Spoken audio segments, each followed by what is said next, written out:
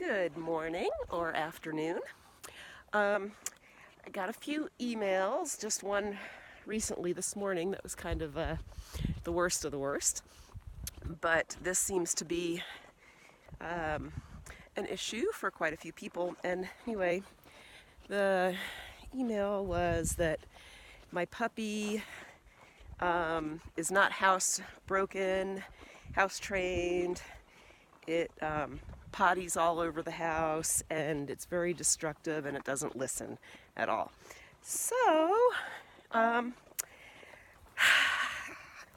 here we go. Crate train your puppy. First thing you do, even with an adult dog, when you bring them home, crate. Crate. I cannot say enough about using this tool to for all puppies and dogs. There's so much out there.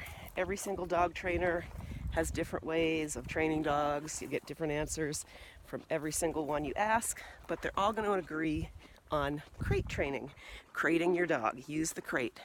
So if your puppy or dog is pottying in the house or being destructive, chewing stuff up, that's on you. That's where were you?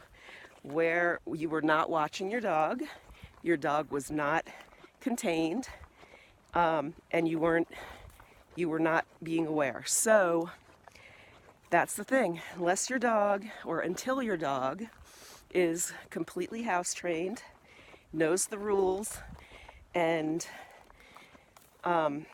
is behaving accordingly, your dog should not be free roaming anywhere. You should be having your eyes on your dog. They should be crated if you can't. If you can't pay attention to them, they should be crated. Puppies really need, and dogs really need, a very structured schedule in the beginning. Crate, out to potty, back in the crate, out to do some training or some interactive work, interacting with you, play, train, be out, go out, back out to potty, back in the crate. Especially puppies should be spending a lot of time in the crate. Most of these puppy behaviors of getting too crazy, bitey, mouthy, chewy, destructive, that happens when your puppy's overtired. Puppies, they can be in the crate, 18, 20 hours of the day, not all at once. They're coming out for short breaks, but they really only have, they're set up, puppies are set up for little short bursts of energy and then sleep. So most puppies I see, they're way overstimulated, overtired, and they're acting out on it, just like a little sleepy toddler. So you gotta crate them, you gotta put them up. A lot of times they're too tired, too overstimulated most of the time, and then they're doing horrible stuff. So, whoop, Sage here. Let's go. I'm gonna turn around. We're getting to the end of the road. So anyway, that is number one. Crate train your puppy or your dog that you bring home. There should be no free roaming. If they're out of the crate, you have to have your eyes on them. You have to be showing them what is and isn't okay. You have to be training them. You have to be teaching them. So we start out with nothing in life is free. And that's the way it is.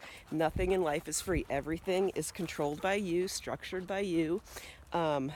Rules, boundaries, guidance, scheduled, everything is structured and comes through you.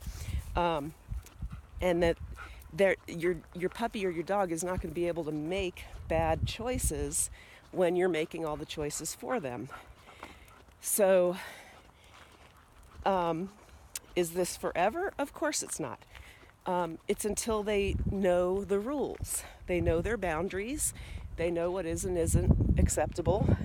And then they start earning more and more freedom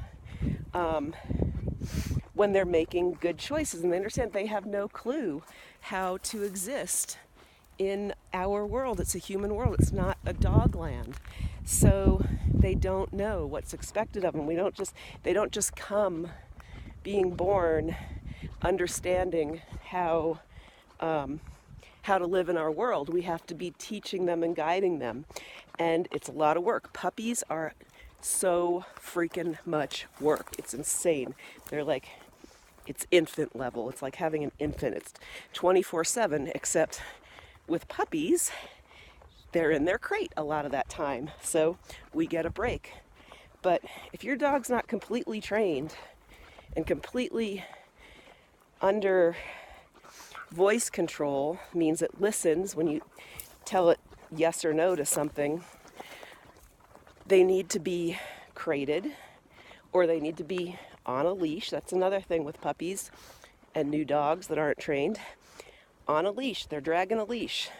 Supervised. You're supervising them and they're dragging a leash.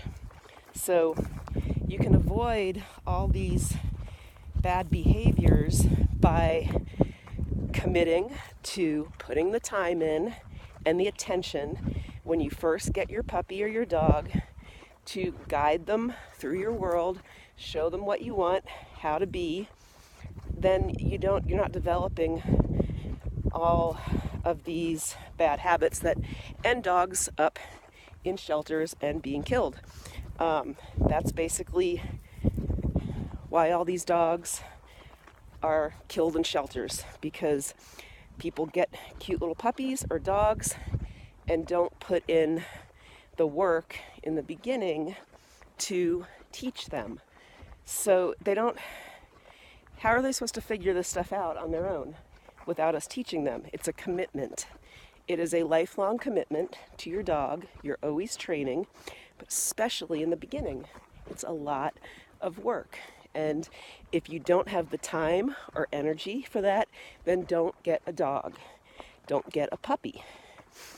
Older dogs are lots easier than puppies. Young dogs are a lot of work, and that's like, you just got to be okay with that. It's not forever. You put the time in for a few months, and then you end up with a really great dog that's low maintenance, that knows how to be and can do its thing. So let's see, turn this around. Can I do that? Yeah. Bah! Anyway, okay, I can't turn it around. But, there's Keem up there. Maybe you can see Keemers. So he's 6 months. Happy birthday, half birthday. He's 6 months. And I was thinking about it a lot last night. Like, he was like horrible when I first got him. Total monster puppy. And turns out he was not horrible. That's just what puppies, that's how puppies are. Puppies can be horrible, and they're intense, and they're constant work. But I was just really thinking about this last night, that he's so almost maintenance free, like at this age now. Like, I'm done with, like, I'm always training. We're always training our dogs whenever we're with them. We're training them, whether we're conscious of it or not. But basically, all his main behaviors are set. He's got it figured out around the house, at home. When we go out new places, sometimes not so much. But he's a good learner. But he's so easy peasy now, because I just put like all the time and focus and attention in the beginning, and then I can start loosening up. He doesn't have to be in his crate very much. Like, most of the nights he doesn't even sleep in his crate anymore. He goes in it when he wants his dinner or his breakfast or take a nap, but I'm not having to contain him as much. He's mostly free to come free around the house, in and out the doggy door, outside, because I've just paid complete attention to him in the early days of what he was doing, corrected the nonsense, showed him what I did want from him, and now he's got it, and he can have a lot more freedom. So that's all I have to say is puppies, new dogs as well, put in the work in the beginning so that you can have a fun, happy rest of your life with your dog. The time goes by really fast. It seems like a lot of work in the beginning, like, oh my God, I'm constantly having to be paying attention to this puppy, keeping them out of trouble, showing them what I want. But before you know it, you've just got an excellent family member that can handle anything and has all the freedom and is fairly maintenance free. So anyway, that is my rant for this morning, and I hope it's helpful. And if you have any questions about crate training or anything else, just let me know. All right, have a great day.